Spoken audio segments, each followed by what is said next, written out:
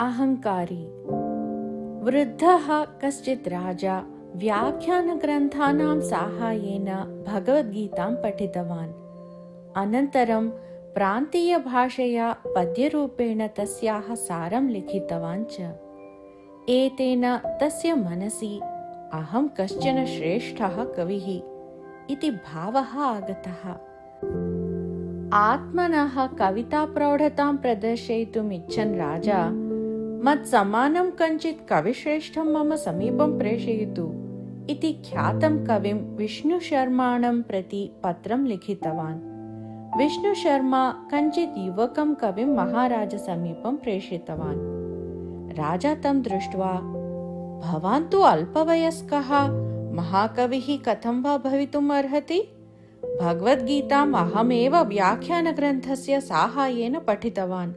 तस्याः सारः पद्यरूपेण मया लिखितः च। एतस्य गुणावगुणं भवान् कथं ज्ञातुं शक्नुयात्?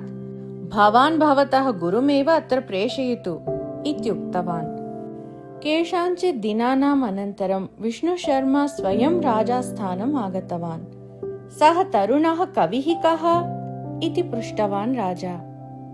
महाराज, भगवद्गीतायाः तात्पर्यं ज्ञातुं भवता यस्य व्याख्यानग्रन्थस्य उपयोगः स्वीकृतः तं ग्रन्थं स एव लिखितवान् इति उक्तवान् विष्णुशर्मा।